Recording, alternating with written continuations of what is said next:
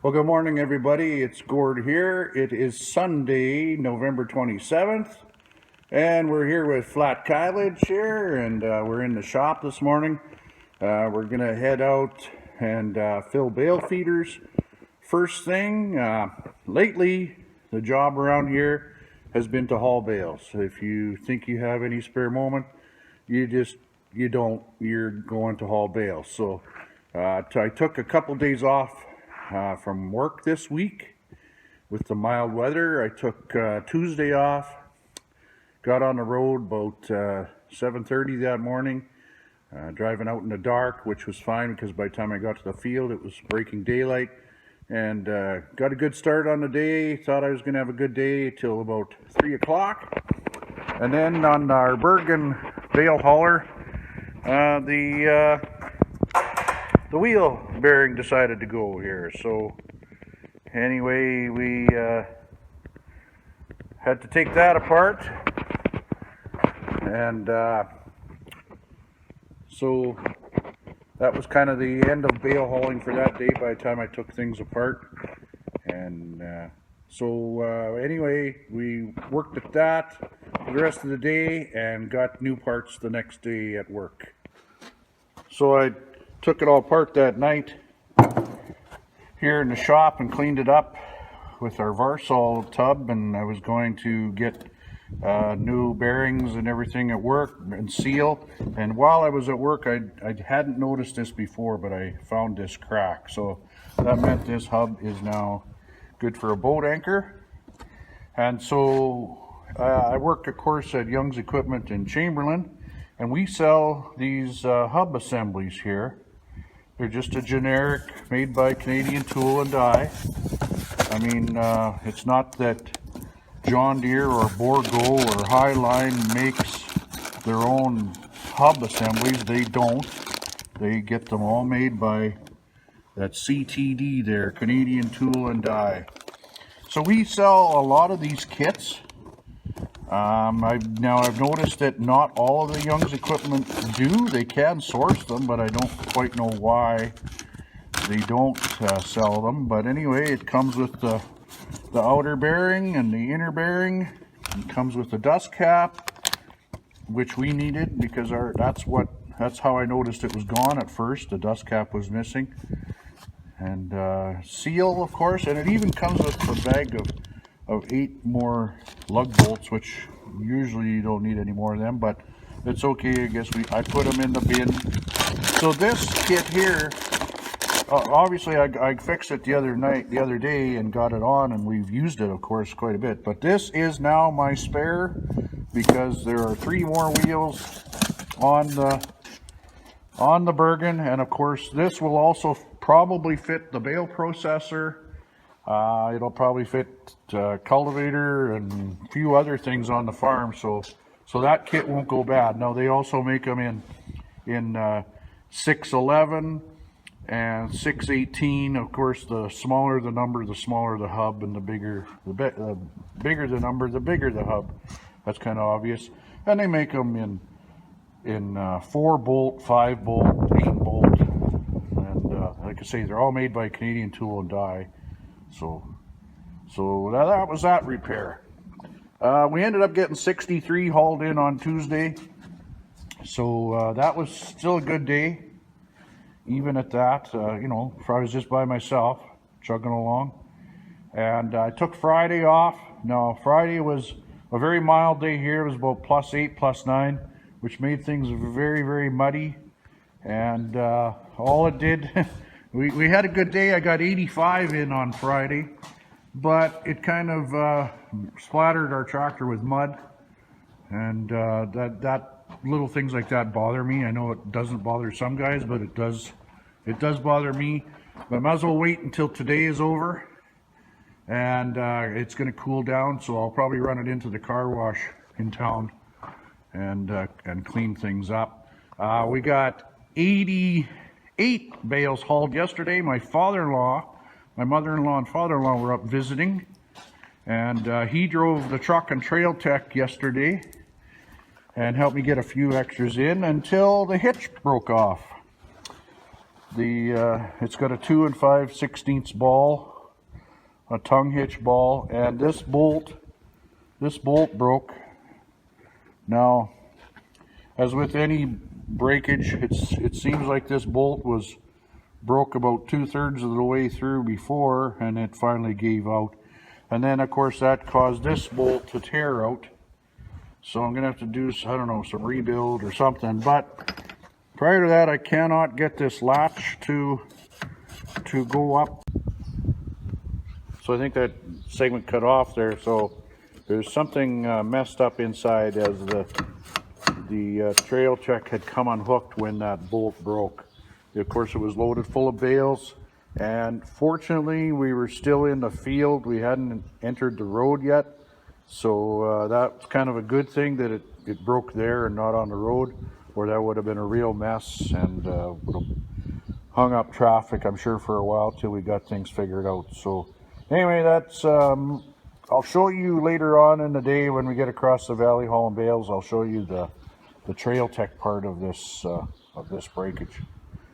Anyway, I guess we'll get the tractor warmed up and start feeding cows. So we'll now feed our critters here, our mouse catchers. I'm getting a herd of them built up again. We were down to about 2 for a while, so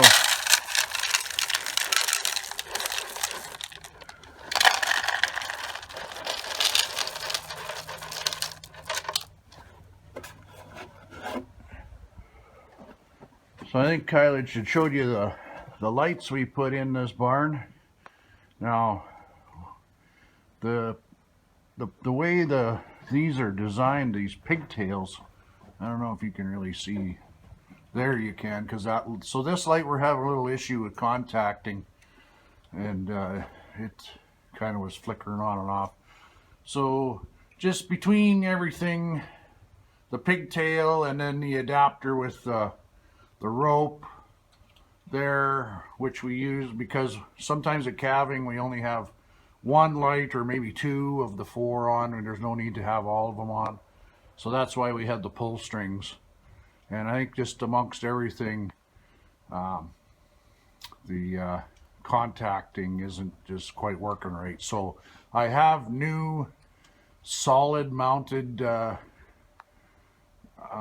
receptacles to wire in, but that's going to be down the road probably in the next month or so.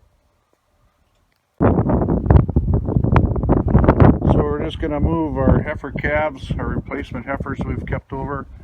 We're going to move them over to this side of the water bowl, to where these 2 feeders are. This is kind of their permanent home. And I think Kylidge explained in an earlier video that we've kept them over here to make weaning easier, so that they don't jump through the water bowl.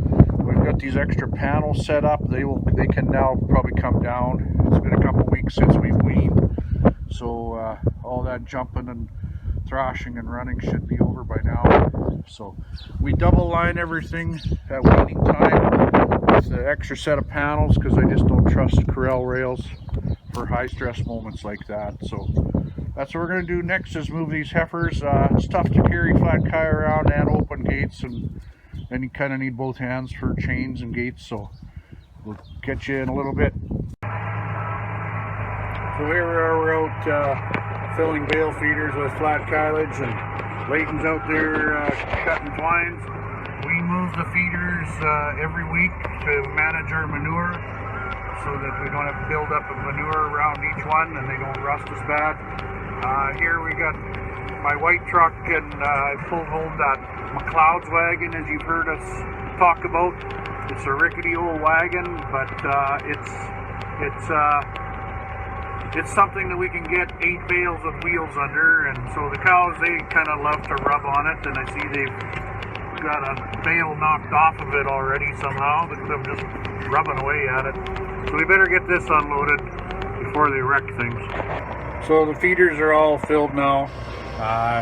Grabbed a couple from the corral pens from when we were weaning, and we had pens of heifers with feed on while we went and hauled the next load of calves there that day.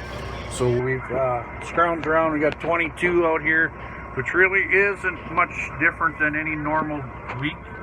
I've always had things set up like this for years. I've fed this method because I work off the farm, obviously, like I said earlier, Young's Equipment in Chamberlain. So, you know, we've always had it set up this way, and then maybe by Wednesday or so, a few more might need topped up to get us back through until Saturday, till the weekend again. Now this week is a different week because of Agribition. I've had a music contract in with them, playing background music at the cattle shows all week long. This is my 25th year. I've reached that milestone of year 25 being involved with Agribition. And so 3D Kai and some of his buddies from some of the agros are coming down, and they're going to come down Friday, I believe, and spend a couple nights touring around. Owen and Luke and Ryan, I think, are coming for sure, maybe one or two more. And so looking forward to seeing 3D Kylidge and his buddies. They're all nice guys. I just kind of question their taste in music, like Nickelback. Like what is with that? Like Nickelback. Like, come on. I don't know. 90s country, boys. That's where it is nowadays. 90s country.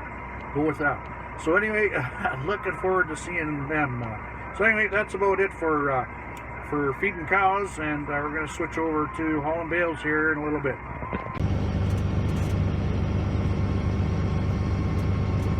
So there's a group for the hunters. There's a buck or two in there. Anyway, so it happened so fast I didn't get videoing, but we did an experiment with our trail tech, and we have got a clevis hitch on the truck with a pin in it, and that's going to work for today, and hopefully that'll help us get wrapped up today. So anyway, here's part of what we're dealing with. We grouped the bales because we did a second cut on this field. I think Kylidge informed you of that in earlier videos. And so we put the bales all down in a low spot along some trees, and maybe that was a mistake because we didn't expect all this snow.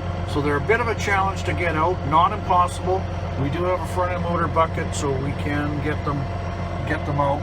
And so anyway, as you can see, the single ones that from the second cut, they're up on high and ground, and they're easy to get at.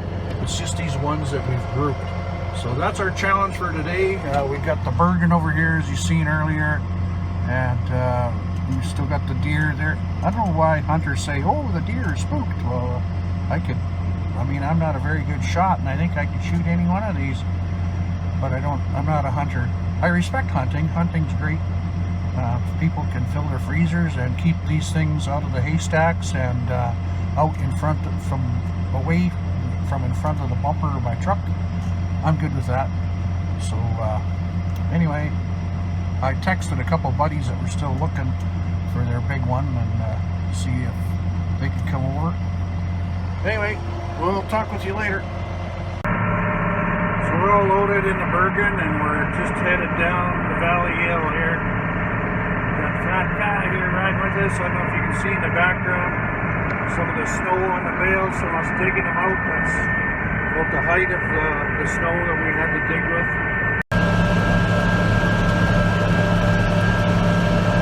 So we're just about to go down the Arm Valley Hill.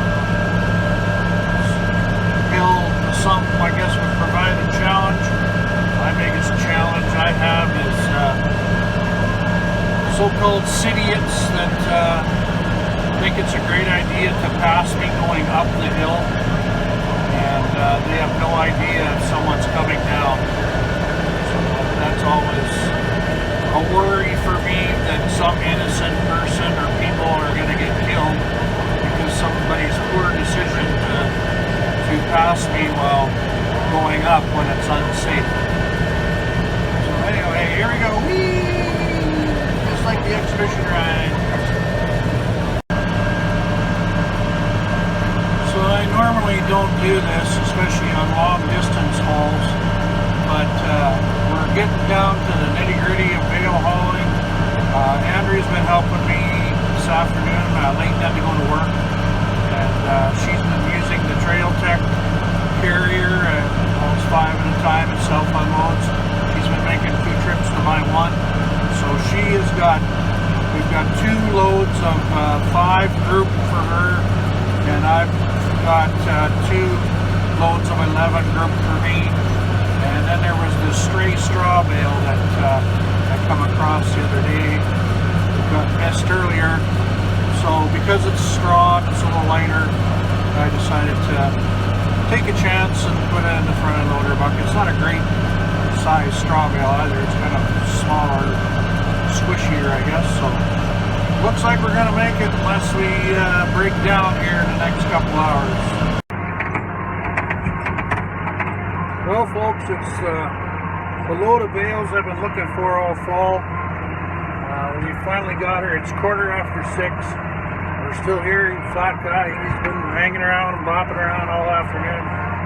And finally got the last load of bales on, and we're headed home here for the night. And I guess all that's really left is the McLeod's wagon to tow home, but we can pull that home anytime, whether it be later tonight after supper or whatever coming up in the week if I happen to get back from Agribition early enough. So that's a wrap for the day. I hope you all enjoyed hanging out with Flat Kylidge and I, and hopefully we'll see you this coming week at Agribition. I will be on my at the back of the stage in the I think it's called Hall C in the International Trade Center. They call it the GMC Chevrolet Stadium, and I'll be playing background music at all the cattle shows all week long, and we'll be doing an exhibitor reception tomorrow night, and maybe a few other events throughout the week too. So hopefully we'll see you there. Thanks. Good night.